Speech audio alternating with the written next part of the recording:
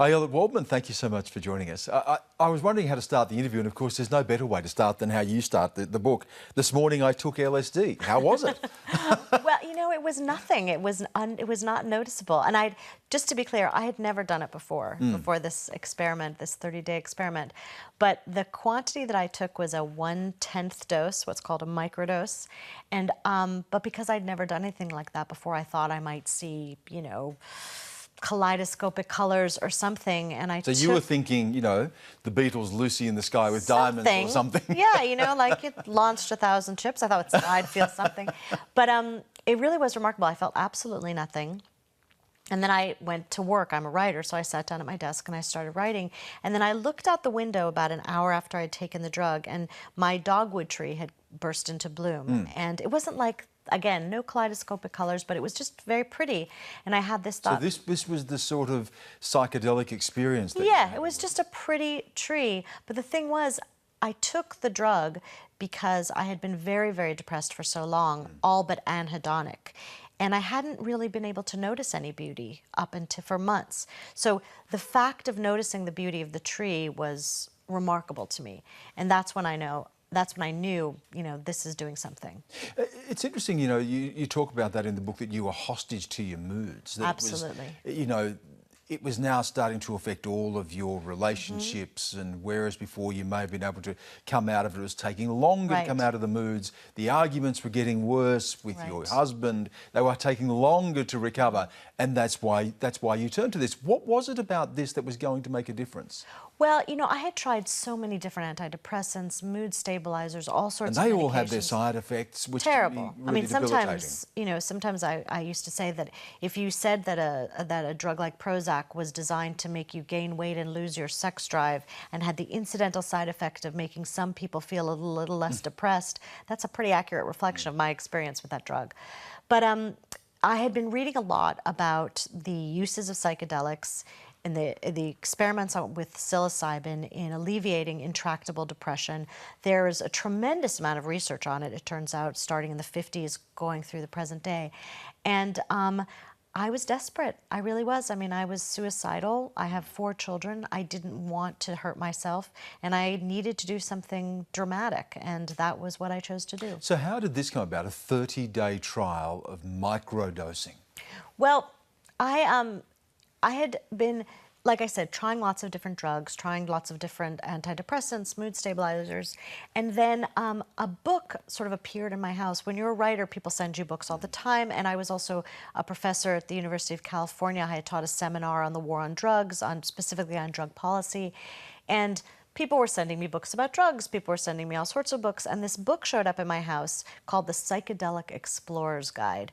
I am not a psychedelic explorer. I was not interested in the book, but for whatever reason, I leafed through it and saw this description of microdosing, taking tiny sub-perceptual doses of psychedelics. And when I started Googling it, I saw an interview with someone who said that they didn't hallucinate, they didn't experience anything like that, but at the end of the day, they looked back on their day and they thought, oh, that was a really good day. And that blew my mind, because I had not had a really good day in so long. Part of this is not just your experience, but you're also talking about attitudes towards drugs. And something that really caught my eye when you say here, America did not always make such distinctions about illegal drugs. In fact, for the first 100 years, citizens of this country were at liberty to alter their consciousness with any substance they pleased. Thomas Jefferson planted poppies in his medicinal garden. And the Sears Roebuck catalog had a little kit that you could order with your heroin and your elastic band tied off and your needle. I mean, at the turn of the last century, the typical opioid addict in America was a Southern white woman, upper middle class, because they were tippling from their laudanum bottles all day long.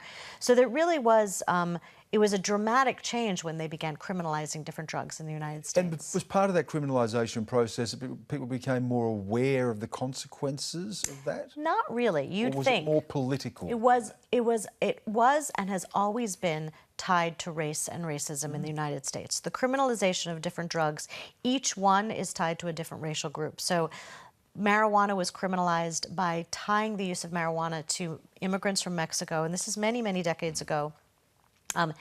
You would see things in the Hearst newspapers about sex-crazed Mexican marijuana addicts raping white women.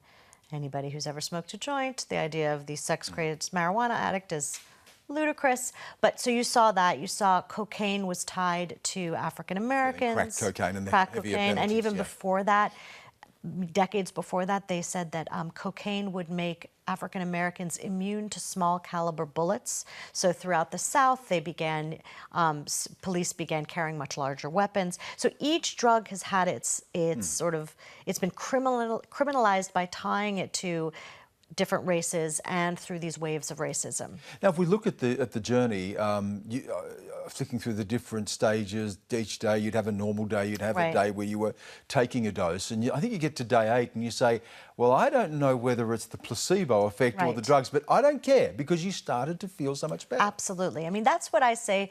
You know, this whole thing may be a book about the remarkable effects of the placebo effect. I don't think so. My subjective experience tells me otherwise. My subjective experience says that I did take something that worked very differently. But what I call for in this book is not for everybody to take LSD. And please, to all of the people who are going to email me and ask me for acid, no, I don't give it to anybody. I don't have any. It's not something I do. But what I'm calling for is to research this drug the way we research any drug, to take a clear-eyed, critical look and do double-blind tests, really try to explore what does this drug do to the brain? Is it perhaps, does there lie in this some kind of solution to the terrible problem of depression and anxiety? And I think we may find that it does. Towards the end of the book, you say that the one thing you weren't prepared for was success, because now you're in a situation where you're not taking it. You're having to look at other ways of being able to stabilise your mood. We are talking about an illegal substance here, and you don't want to end up being prosecuted. And I'm the mother. But you weren't prepared for success. Right. I mean, I'm the mother of 4 children. There was no way I was going to embark on I wasn't going to take illegal drugs for the rest of my life. It was crazy for me to do it for a month alone. But then I was in this terrible dilemma. Here I had found something that worked, that alleviated my depression, that made me much easier to live with, much more able to enjoy my own life. And then I had to contemplate what to do going forward. There's no doubt in my mind that if the drug were legal, I would be taking microdoses of it now. But I'm not willing to risk incarceration. So I have, one of the things that it allowed me to do is focus on my therapy. During that month, I recommitted to therapy that had not really been working before, but that with a tremendous amount of effort continues to work. And I continue to explore other alternatives. There's great research going on in the United States on psilocybin, which is the psychedelic drug in magic mushrooms. And I have a certain amount of hope that we're going to see a pharmaceutical psilocybin that is prescribable. And in the United States, different drugs are scheduled for different uses. And I think we'll see a rescheduling of psilocybin. I mean, maybe. Everything's up in the air in the United States right now. I don't even know if there's going to be a United States in 2 years. Who knows? But if there is, I think we will see some changes there. So I hold out hope.